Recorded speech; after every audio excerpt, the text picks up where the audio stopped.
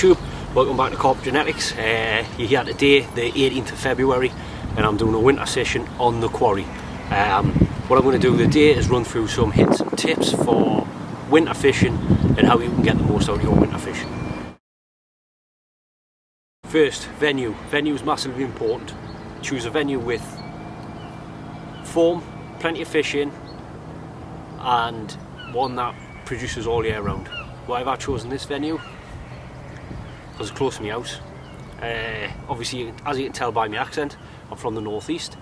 A good venue, which I've just described like that, is as rare as a rock and horse. Basically, they're not here, they're not in the northeast. So picking a venue in winter in the northeast is nigh on as hard as picking one in the summer. Swim choice.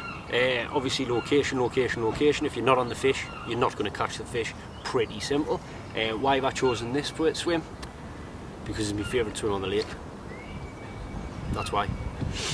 I've lugged all my gear halfway across the lake with my barrow because this is my favourite swim. Bait choice. Obviously your bait choice is important in the winter. What am I using? I'm using Monster Tiger Knot pop-ups and sticky bait signature pop-ups. Why am I using them? Because I like the smell of them. They smell lovely. Fish don't eat, apparently the carp don't eat fish meals in the winter, sorry. So it's pointless putting a fish meal out.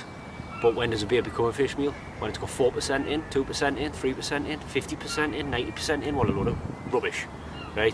Just use a bait that you're kinda confident with. In terms of bait choice, obviously once you've got your bait choice, your rod positioning is massively important. My rod positioning today, what have I done? Well, I've rocked up this morning with rod number 1.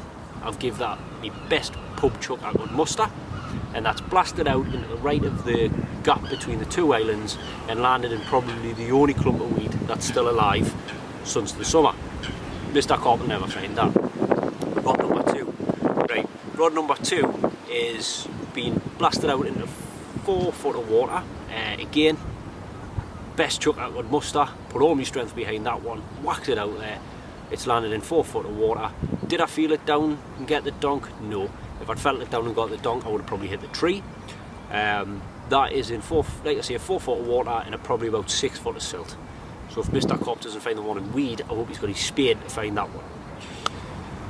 Third rod, well, the third rod is the pain in the backside rod, isn't it? The third rod is just the rod that everyone does know where to put. So what I've done with that is I've just oosed that into towards the island there, and that's probably a massive tangled mess.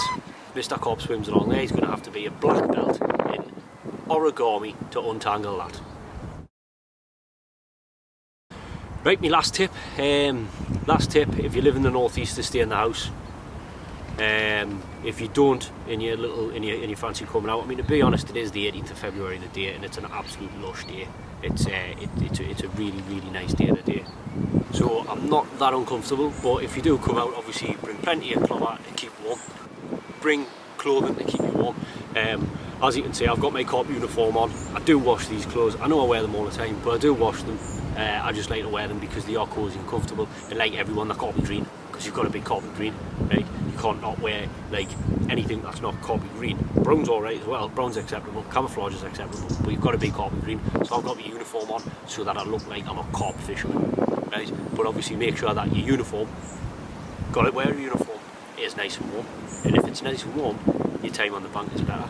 So anyway, I'm going to get away now. I'm hoping that I catch a fish. But before I go, the new thing that I'm going to introduce at the end of each video is a debate of the day, right? To get you interacting with me.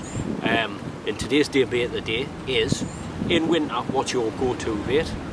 I.e., do you use particles, pop-ups, naturals, etc, etc. Comment below and let's get some feedback and get a little bit of a discussion going. Thank you.